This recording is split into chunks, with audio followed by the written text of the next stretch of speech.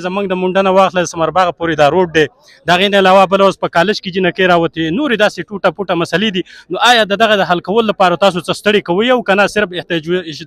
احتجاجونه یا درنې به کوو 24 باندې موږ جشن مناوو واپسې به تاسو په څه صورت واپسې به په څه صورت باندې کې 24 نه دي 24 باندې به جشن مناوي جشن الله دې وکړي خو واپسې به په څه صورت واپسې به جشن په صورت کې د جشن په صورت کې به د جشن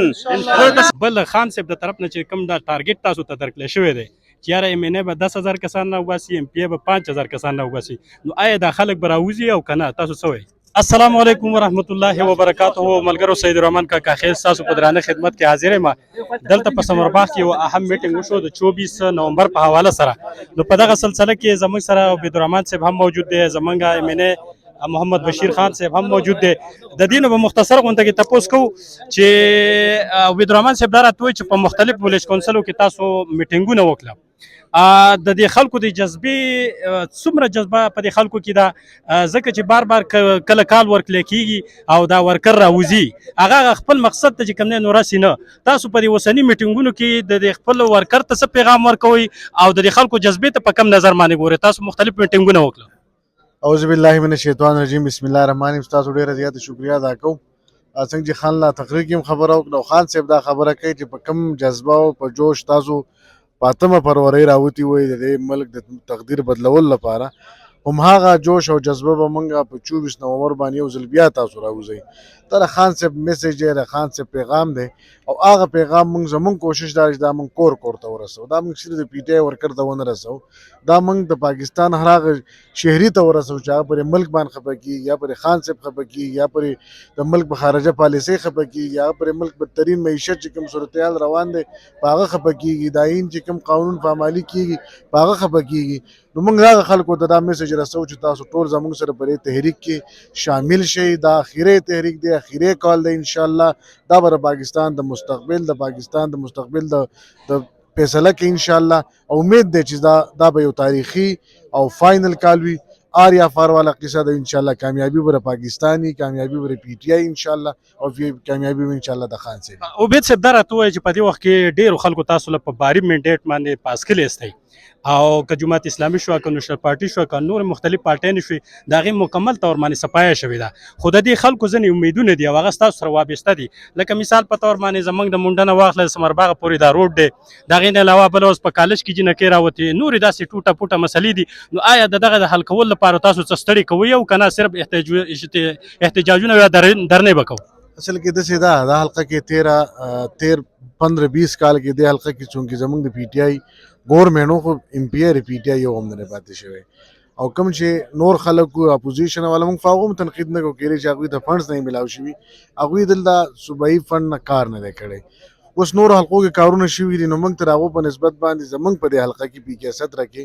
دا روډ خو د 13 میاشتو نه خراب نه دی که نه دا خو 13 کالو والا قصه ده دغه شان د اوبو مسلې دي دغه شان د کالج کې د سټاف مسله د سکولونو کې د سټاف مسلې دا ټول زموږ په نظر کې دي نو ان شاء الله فوکس زموږ په احتجاج هم دی او ټول نه سوا فوکس زموږ په دې مسایل هم دی ان شاء الله دا مسایل به حل کیږي د لپاره باقاعده موږ د سی ام صاحب نو ډایرکټ هم راغستې ده پی کې چې په دې باندې زر کارم شروع کی ان شاء الله سټاف ایشو چې هم فق ورځ باندې حل کړي دا مسله حل شوی دا غل لپاره سټاف هم راغلی دی باقي چې څونه دلته بي اس بلاک هم دلته جوړ شي ان شاء الله د الکانو په کالج کې کم بوایز کالج چې په دې کې بي اس بلاک هم جوړ شي دا روډونه هم ټول جوړيږي کالجونه هم برابر شي سټاف هم پوره کیږي هیلث نظام ته تاسو نو ګورئ چې زموږ سمرباغ مونډه پارجي کې فری میډیسن ورکړل کیږي یو سلسله ان شاء الله یو پازیټیو دغه شروع شوی او دا به منګه مخکې په وړاندې بوزو دا ټول مسلې به حل کیږي مسلې خو دا ټول میګا چې کوم پروجیکټ هغه ختم شوی لکه کدا ګریډ په صورت کې موږ وګورو اکثر به خلکو دا درد سری کوله چې موږ ته ولټیج نشته بجلی راته نشته هغه مسله خو حل شوی ده خو اکثر خلک دانی وکي چې تاسو په دې روډ باندې کله شروع کوئ نو دین خو ډیرو خلکو ته تکلیف ده په دې ته تاسو سټیم ورکوي کنه هر چیز یو پروسس کنه پی سی 1 کیږي بیا دغه وشي دا ټینډر وشي ټینډر نو ورسته باغ باندې کار شروع کی نو دا ټوله قصه فائنل شوی را دي صرف ټینډر پاتې دی ټینډر به بل ورځ وشي ان شاء الله کار به شروع کیږي صحیح ده خان لدار ته چې په دې وخت کې تاسو ډیر زیات خدمات په هر یو جلسه کې په درنه کې هغه تاسو خدمات چې کوم دی هغه چانه پټ پناه نه دي خو اکثر خلک دا ګیلې شکوي کوي چې خان نه په دې وخت کې په ګراوند باندې موجود نه دی نو تاسو د عوامو ته څه پیغام ورکوئ چې زه په هر یو میدان باندې موجود یم او که نه یم موجود؟ بل خان صاحب د طرف نه چې کوم دا ټارګټ تاسو ته درکړی شوی دی چې یاره ایم ان ای به 10,000 کسان نه وباسي، ام پی ای به 5,000 کسان نه وباسي، نو آیا دا خلک به راوځي او که نه؟ تاسو څه وایئ؟ بسم الله الرحمن الرحیم. ډیره مهرباني سعید. داسې دا چې دا کوم کسان وایي چې د په ګراوند موجود نه دی، د مطلب یې دا دی چې په جندول کې نه موجود، یا په میدان کې نه موجود، یا په بلامبټ کې نه موجود، یا په مونډه کې نه موجود. دا سوچ به یې که نه. خو زه موجودتیا دې ته وایم چې زه په پاکستان کې یم او په پاکستان نه چېرته بهر نه یم تللی، بلکې زما نن پاسپورټ ما ته نه دی میلاو شوی. زما د پاسپورټ چې دی نو هغه ولې بند دی؟ دوی نه دا تپوس کوم دا کوم کسان چې وایي چې ته موجود نه یې. زما د پاسپورټ چې دی ما څه بله ګناه نه ده کړې، د پی ټي آی نه علاوه بله ګناه مې نه ده کړې. پرون هم په میټینګ زموږ و، زه پرون د میټینګ نه چې څنګه وزګار شوی یم را روان شوی یم. هلته کې میټینګونه مسلسل دي، هلته میټینګونه وو، زه په هلته موجود وم. اوس موجودتیا ځینې خلک یو شان سوچ کوي او زه چې هلته موجود وم نو د دې 24 نومبر دا ټوله خبره کېده چې د 24 نومبر کې د مشرانو سره مشاورت و چې یاره تاسو بل ته لاړ شئ، خپل ورکرانو ته به څه وایئ، ورکران به څنګه راوباسئ، ورکران بل ته څنګه را رسوو، د هغې نه پس به زموږ کوم لایې عملي په دې باندې میټینګونه وځي. په هغه کې تقریبا چې د خان صاحب د دغې نه شروع شوی دی د پرونۍ ورځې پورې موږ دقې ته ناست وو. صحیح زه دا یو خبره کوم. د دې نه علاوه زموږ چې څومره دوی درته وویله، زموږ د دې سره سره د ټولو کسانو سره د خپلو ملګرو سره رابطې هم شته او انشاءالله نورې به هم کوو. او دا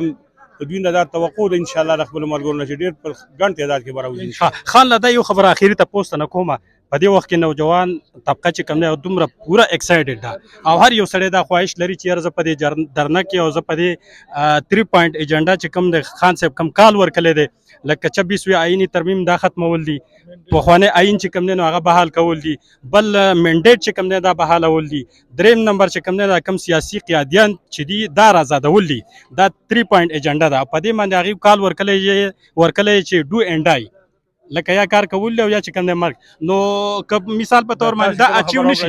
دا 3 پوینټونه که اچیو نشي، تاسو ډو اینډ ډای والا دغه چې دی که نه خان صاحب دا لفظ نه دی استعمال کړی. خان صاحب صرف دا ویلي زما اخري کال دی، تاسو ټول راوځئ، تاسو یو سټرنټ چې دی نو هغه شو کوئ.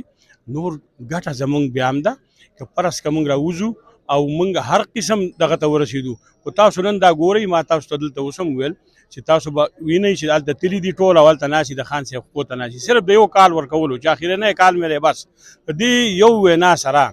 خلک تللی دی هلته په دې خپو کې ناست. انشاءالله د 24 نه مخکې 24 باندې به موږ جشن منوو. واپسې به تاسو په څه صورت باندې نه دي 24 باندې به جشن منوي. جشن الله دې وکړي، خو واپسې به په څه صورت؟ واپسې به جشن په صورت کې د جشن په صورت کې به د جشن صحیح شي. ډېره مهرباني.